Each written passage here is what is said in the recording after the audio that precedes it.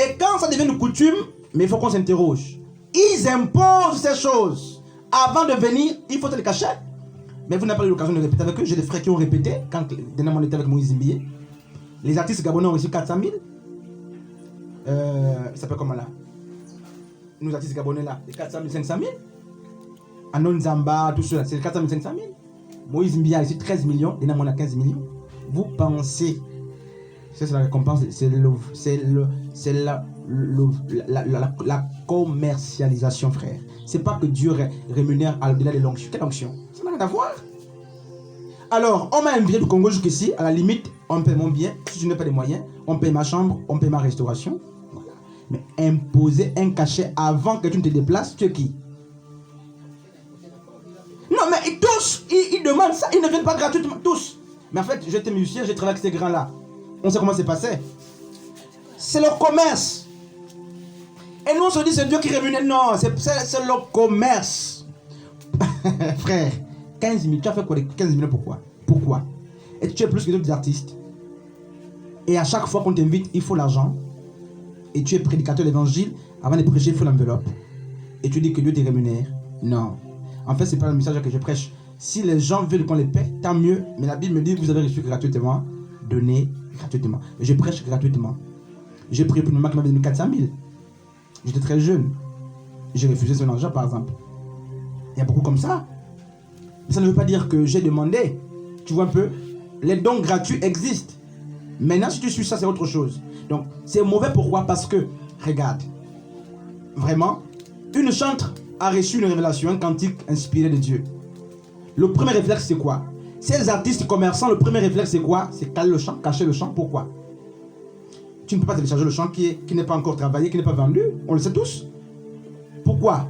Parce qu'il faut l'argent d'abord. Il récupère l'argent et une fois l'argent récupéré, on met ça à la disposition de tout le monde. Mais un chrétien, un adorateur, comme les gens disent qu'ils sont des adorateurs, mais en fait, chanter, c'est pas des adorateurs aussi. Donc, un adorateur, quand il les reçoit, il donne gratuitement, vite. Non, je te donne la parole. Sans chercher, parce que l'objectif c'est quoi? Paul dit dans 2 Corinthiens 4, 5 que nous ne prêchons pas nous-mêmes, nous prêchons Jésus. Mais en fait, l'objectif c'est que Christ soit élevé. Des vrais artistes de Dieu, je les connais. J'ai des cantiques spirituels que j'écoute, je ne connais pas qui les a composés par exemple. Des grands cantiques, on ne connaît pas l'auteur. Ça passe à la télévision, c'est les images de la forêt, on ne voit pas l'image. En fait, pourquoi? C'est parce qu'on veut que Christ soit représenté. Il faut qu'on revienne à cette adoration. Donc, nos artistes, nos sœurs chrétiennes qui chantent pour la plupart des temps sont des commerçants. Ça fait mal de le dire, mais c'est des commerçants. Et tout de suite, ils ont les grandes entreprises. Tout de suite, pour les appeler prester, il faut l'enveloppe.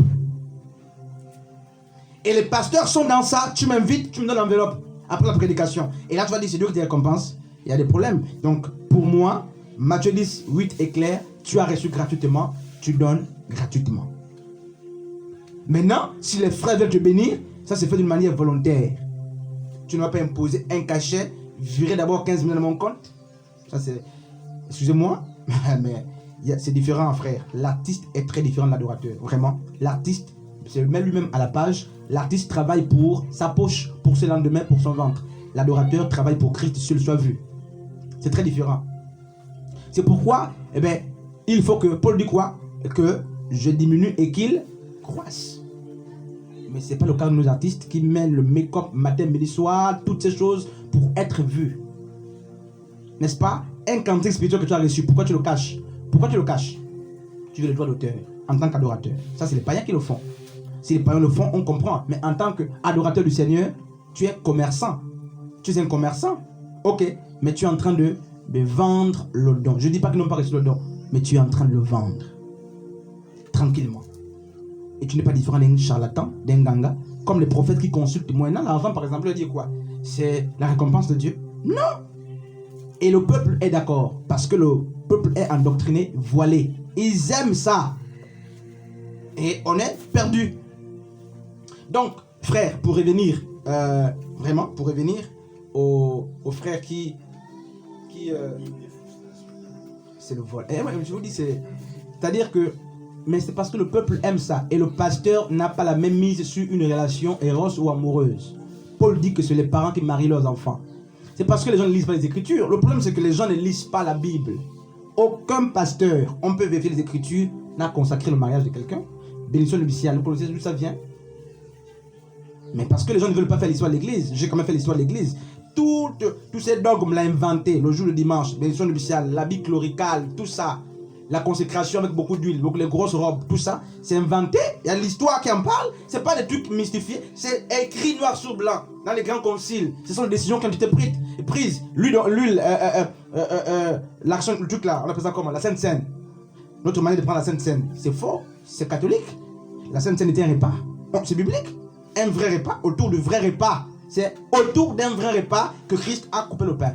Ce n'est pas les choses qu'on impose. Tout ça, on aura le temps d'en parler. C'est inventé et on nous a inculqué ça. C'est devenu comme si c'était la vérité des choses. Et quand on en parle, les gens se révoltent. Un pasteur n'a rien à dire sur mon mariage. C'est un père spirituel. Il ne remplace pas le père biologique. Et Paul dit que si les parents trouvent bon de marier leurs enfants, qu'ils le fassent. Le pasteur marie ses propres enfants, pas les enfants des autres. Il a des conseils à donner en tant que père de la foi, ok. Mais il ne décide pas de mariage de gens. Ça, c'est du ressort familial. C'est l'arbre qui porte le fruit qui peut décider du sort de son fruit. C'est pas un pasteur, il a ses enfants qui marie ses enfants. En fait, c'est ce qui arrive dans les églises. Et lorsqu'on ne bénit pas vos mariages, les gens pleurent. Mais le mariage est béni à l'essence. Que le pasteur prie pour ce mariage ou pas, il est béni. Mais tu as l'accord du père et de la mère, c'est fini. Maintenant les gens pleurent, mon mariage à l'église, on s'est marié jusqu'à l'église. Maintenant quand tu prends la Bible, les chrétiens, montrez-moi un seul verset qui dit que un prêtre bénit le mariage des gens. Ou bénédiction nuptiale, c'est biblique. Ils vont dire non, vous savez, ou père spirituel. Moi c'est la philosophie. Et dans Marc 7, à partir du verset 13, la Bible dit quoi? Ils ont remplacé la parole de Dieu par les philosophies des hommes, les traditions des hommes. Et c'est ça qu'on est en train de vivre. Tu diras, mais c'est pas biblique ça. Ils diront, mais tu sais que c'est toujours comme ça. Et ils vont être aigris, ils vont se fâcher. Mais mon frère, qu'est-ce que la Bible dit? On veut faire les Écritures. Et surtout, si nous sommes un milieu chrétien, pourquoi ça nous gêne? Vous me montrez un verset de la Bible qui dit que la bénédiction nuptiale est biblique. Je me tais. C'est fini? Il n'y a pas. Donc, ce frère, ça c'est le vol du pasteur. Et tel pasteur, vous devez le confronter avec les Écritures. Ça dit, mais de quelle frustration. Vous voyez? Ça, c'est difficile, frère. Je te dis, hein. Je te dis, et là, il est content. C'est difficile. Quelle frustration. Oui, Freddy? Vous avez répondu à ma question. Oui. Ok. Je vais répondre à la question. Vous avez répondu à ça. En fait, je voulais dire que,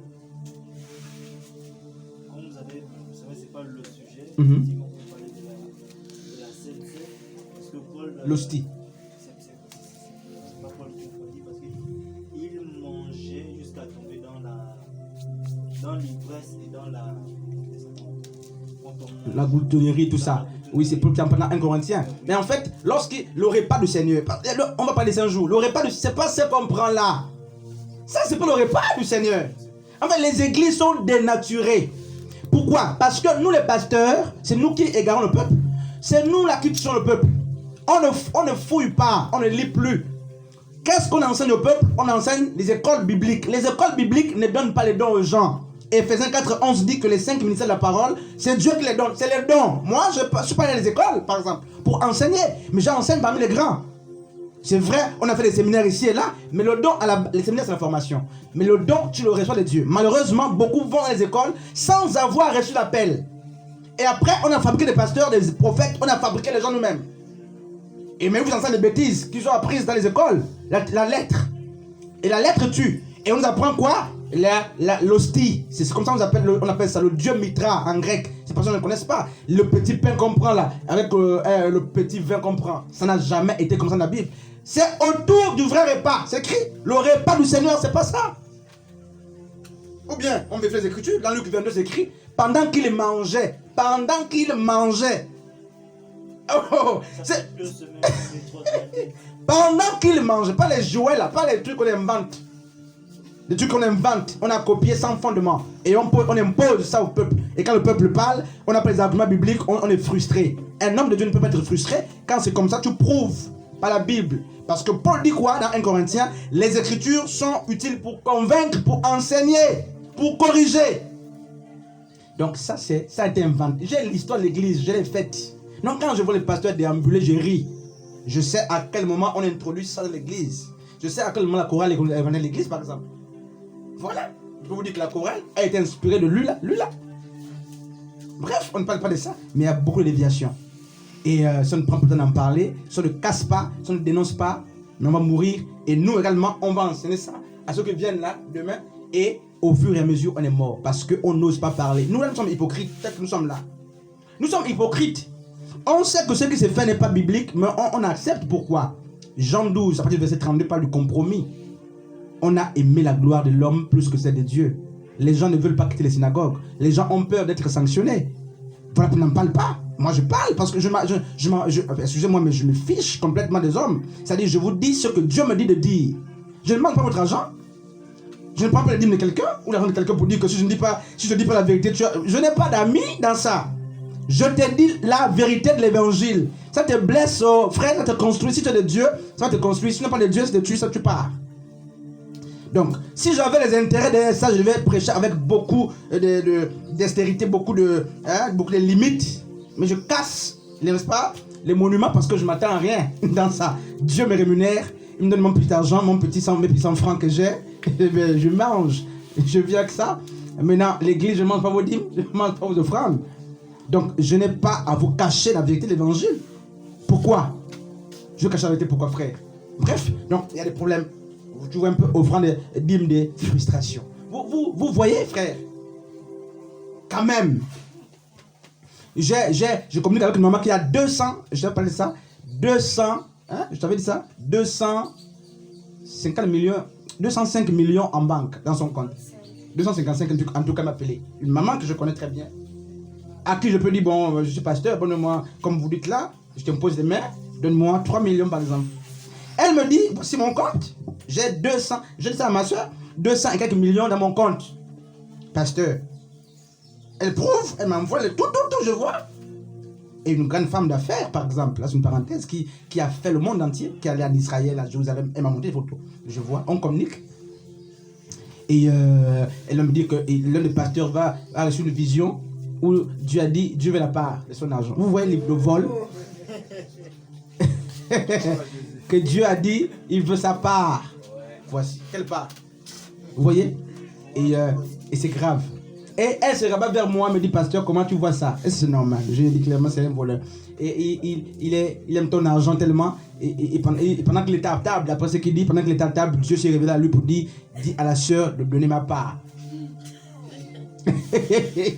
Et frère, vous pensez que c'est comme ça que ça se passe? Ça c'est, donc il était informé du montant et ça le hantait. Et voilà comment on est perdu. L'argent. Et Paul dit qu'ils ont pour Dieu, bien sûr, ils ont pour Dieu leur ventre. Le Dieu Mammon. L'argent dans l'église, frère, est un Dieu. L'argent dans l'église.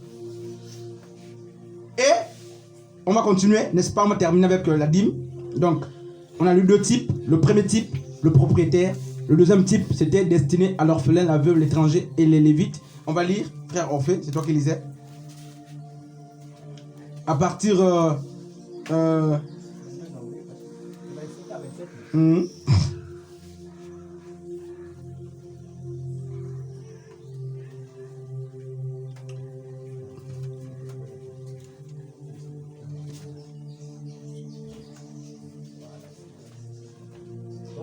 Non, ça va. Donc là-bas, on a vu la dîme de quoi? On a vu la dîme de la première année que le propriétaire mangeait. On a vu la dîme de la 3e année qui était destinée à la veuve, à l'orphelin, aux pauvres et aux lévites également. Maintenant, on va lire un autre texte vraiment pour avancer. Néhémie 10, à partir du verset 38.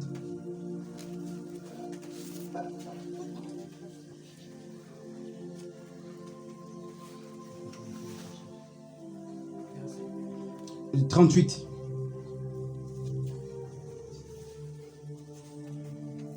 La parole de Léna Néhémie 10, verset 38. Le sacrificateur d'Aaron sera avec les Lévites. Quand ils leveront la dîme, et les Lévites apporteront la joie de la dîme. Ok. Oui. À la maison de notre Dieu, dans les chambres de la maison du trésor. Amen. Amen. Voilà. Donc on dit quoi? Le sacrificateur, fils d'Aaron, sera avec les Lévites quand ils lèveront la dîme. N'est-ce pas? Et les Lévites apporteront la dîme de la dîme à la maison de notre Dieu dans les chambres de la maison du trésor. C'est ce que disait Malachie 3, verset 7. Apporter dans la maison du trésor. Donc la dîme qui allait à la maison du trésor, c'est la dîme de la dîme.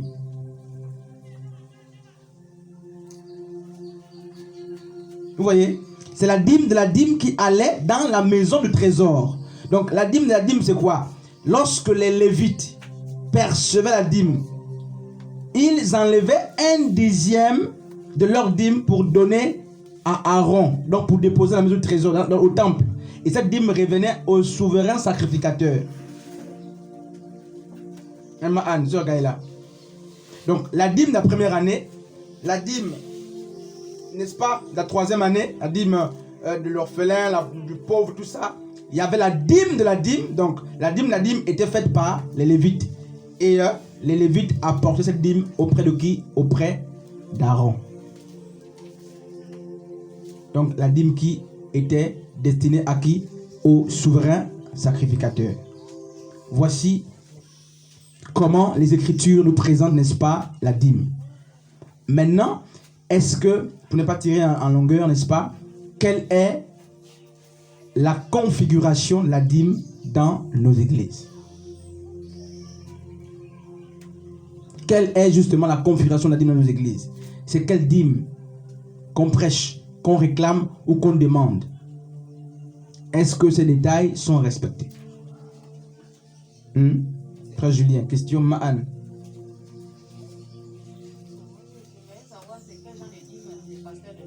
Voilà. Donc, voilà. Sœur Gaïla. Question. Voilà. Maintenant, le passage phare de nous tous, ou de tous les pasteurs, nous tous, quand on prêche la dîme, c'est Malachie 3, 7. Malachie 3 parle de la dîme, Et le problème, c'est que les pasteurs se croient souverains sacrificateurs, parce que la dîme était mangée par le souverain sacrificateur. Donc, quand ils vous réclament cette dîme-là, ils veulent prendre la place d'Aaron, de Dieu.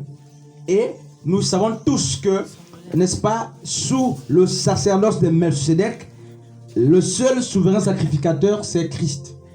C'est pas un pasteur. Donc, c'est une forme d'illusion. Et ils vous diront, nous sommes vos souverains sacrificateurs, par exemple. Et donc, c'est peut-être cette dîme qui vous réclame. Maintenant, les autres sont passés où? Et c'est mal réclamé parce qu'ils ne sont pas les souverains sacrificateurs. Nous tous, nous sommes des sacrificateurs et un seul est souverain sacrificateur, Christ. Donc, dites-nous un peu. C'est grave. Cléna, s'il te plaît, dis-nous. Dis-nous. Un seul gars est là.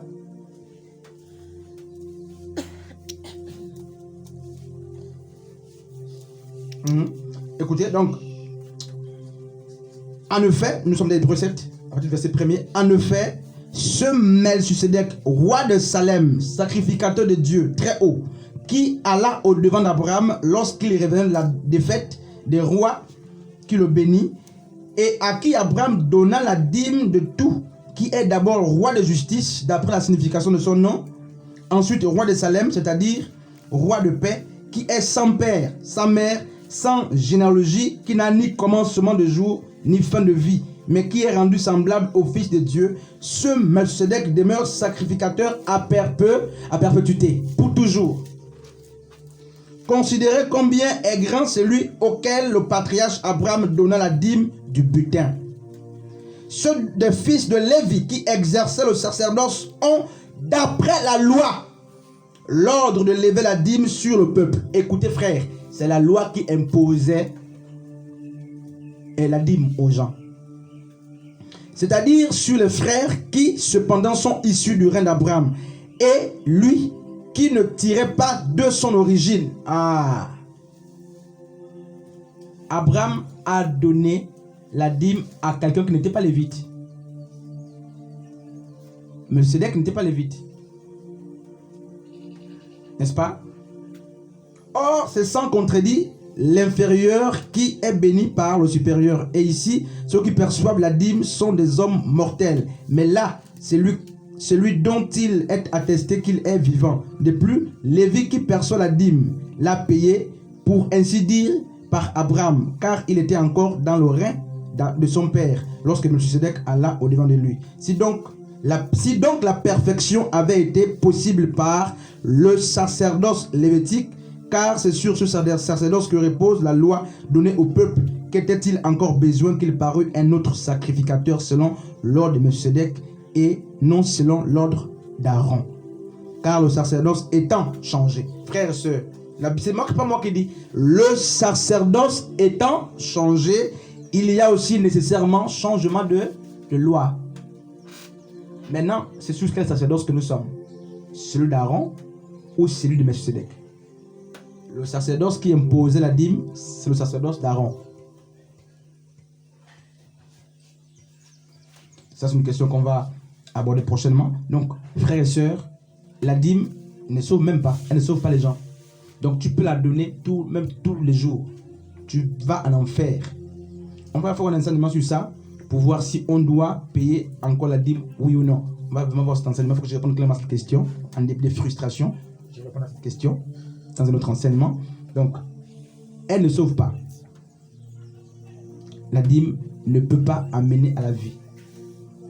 Donc, vous pouvez la donner, ok. Vous pouvez ne pas la donner, vous donnez, mais elle ne vous sauvera pas.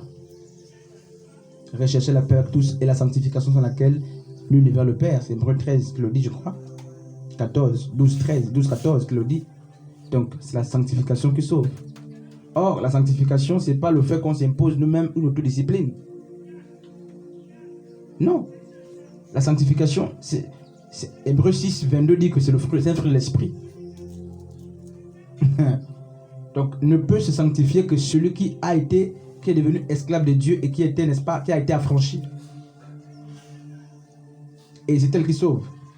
Donc, on ne force pas ça. C'est pas l'autodiscipline comme beaucoup le font. Ou l'idolâtrie. Vous savez que même la prière peut devenir ton idole. Même la Bible peut devenir ton idole. Si vous ne faites pas attention. En fait, le mystère de l'idolâtrie est tellement grand. Nous sommes la plupart du temps dans ce mystère de l'idolâtrie sans se rendre compte. Un homme qui prie sans écouter Dieu est devenu idolâtre de la prière. Il y a des temps où Dieu veut que tu sois silencieux, par exemple. Il y a des temps où Dieu veut que tu te reposes. Il y a des temps où Dieu veut que tu fasses autre chose, mais tu pries. Tu es idolâtre. Mais tu ne te rends pas compte. Parce qu'en fait, la prière est devenue comme une idole pour toi. Même quand Dieu dit, je veux que tu fasses autre chose, toi tu préfères. Regardez Paul. Paul voulait aller dans le livre de Corinthiens. Actes des apôtres plutôt. Paul voulait aller évangéliser. L'Esprit de Dieu lui dit la nuit, non, Dieu ne part pas. Change de direction. S'il était entêté, il devait être comment? Pourtant, c'était pour une cause noble, l'évangélisation.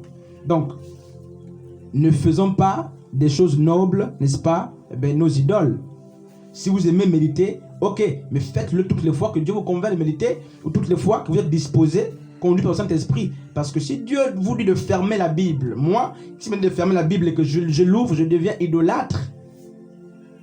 C'est-à-dire que la Bible parle maintenant plus que Dieu dans ma vie. Mais la Bible, c'est pas Dieu. Ah non, il ne faut pas comprendre les choses. Et c'est ce que beaucoup ne comprennent pas, frères et sœurs. Ils ont pris, Paul dit quoi? Jésus a dit, vous sondez les Écritures, pensant trouver la vie en elle. Non, mais la vie vient de l'Esprit de Dieu. Pas la lettre. La lettre tue, mais l'Esprit vivifie. Et donc, beaucoup ont fait du jeûne l'idole. Petit problème, par exemple, jeûne. Beaucoup ont fait de la prière leur idole, leur Dieu. Et pour eux, il n'y a que la prière, par exemple, qui peut amener la solution. Même quand Dieu dit, non, touche le mur de ta maison, je vais te guérir. Tu dis, moi, je dois prier. Et tu n'écoutes plus Dieu. Tu écoutes ton autre maître, la prière. Attention. Et beaucoup sont tombés dans cela sans se rendre compte. Dieu est capable de vous dire, arrêtez de prêcher. Passez à autre chose. Dieu est capable de vous dire, dormez. Dieu est capable de vous dire, n'allez pas à la cellule. Je vous dis clairement, n'allez pas à ce programme. Dieu est capable de vous dire, arrête de prier, passe à autre chose. Par exemple, lis seulement.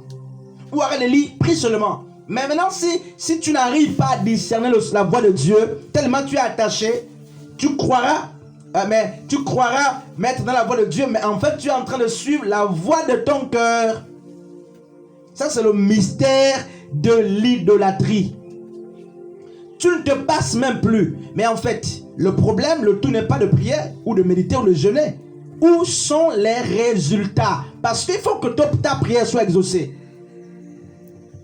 Et donc, qu'est-ce qui se passe, frère? Mais c'est un peu cela. Les gens ont payé les dîmes depuis l'âge de 1 an jusqu'à 25 ans, 30 ans. Mais il n'y a rien. Qu'est-ce qui se passe? Qu'est-ce qui se passe? Il y a des questions qu'il faut poser. Qu'est-ce qui s'est passé? Les gens ont beaucoup prié, ils prient beaucoup. Les gens louent beaucoup, chantent beaucoup. Où sont les résultats? Ah oui, frères et sœurs. On vous dira, mais Dieu est patient. Mais dans la patience de Dieu, il faut que tu répondes. Et c'est notre siècle là qui nous a appris que Dieu est toujours patient. Non. Dieu aussi répond d'une manière spontanée. Nous ne prions pas qu'un Dieu qui est patient. Nous prions aussi un Dieu, le Dieu d'Élie. Élie a prié, la Bible dit le feu est descendu. Dieu n'a pas attendu 5 ans parce que c'était une situation de confrontation directe où il fallait juger entre le Dieu Baal et le Dieu d'Élie, qui était le vrai. Là, tu ne vas pas dire qu'il faut la patience, que 5 ans pour Dieu répondre. Donc, attendez que mon Dieu est tellement patient, attendez 6 ans. Pensez. Il faut que, frères et sœurs, moi je ne prie pas trop sans qu'il y ait des... Non, frère, c'est peut-être une grâce. Si je prie pour une chose, elle vient. Je vous ai dit le dimanche passé que Dieu fait un témoignage. Mais c'était poussé par... C'est poussé par l'esprit. On ne parle pas parce qu'il faut parler. Et bien sûr, je vais faire ce témoignage aujourd'hui.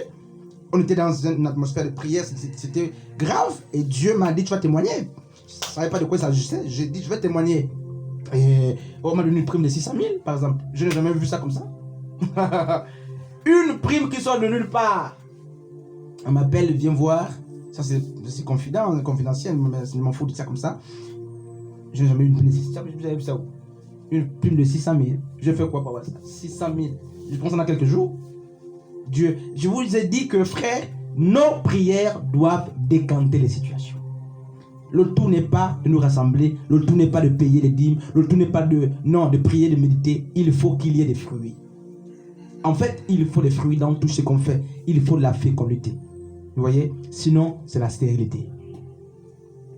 C'est le problème. C'est bon de prier chaque matin. J'encourage les gens à prier chaque matin. Mais la prière du matin ne doit pas devenir un rituel pour toi. Ça ne veut pas dire que si tu te lèves sans prier, Dieu n'est pas avec toi. En fait, c'est ce qu'il faut dire aux gens. Je veux que tu pries chaque matin. Je veux que tu jeûnes chaque matin. Je veux que tu chantes à tout moment. Mais ça ne veut pas dire que ta vie dépend de ces choses-là. Ta vie dépend de Dieu. La vie et la mort sont dans la main de Dieu. Et regardez. Je veux que les gens prient avant de manger, par exemple. Mais ça ne veut pas dire que tu dois prier à tout moment quand tu veux manger. Sinon, tu le fais par simple... C'est parce que ça devient un rituel pour toi. Il n'y a plus la conviction.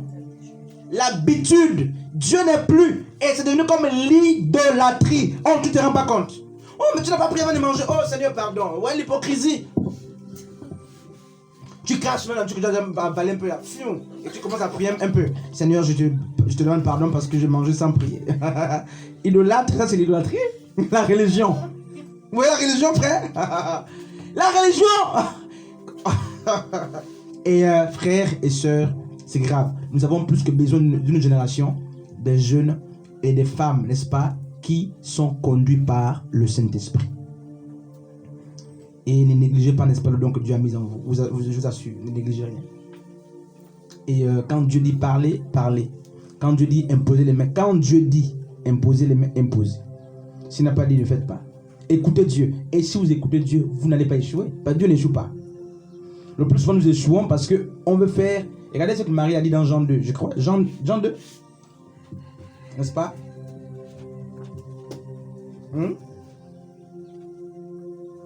Voilà, dans Jean 2, c'est ça.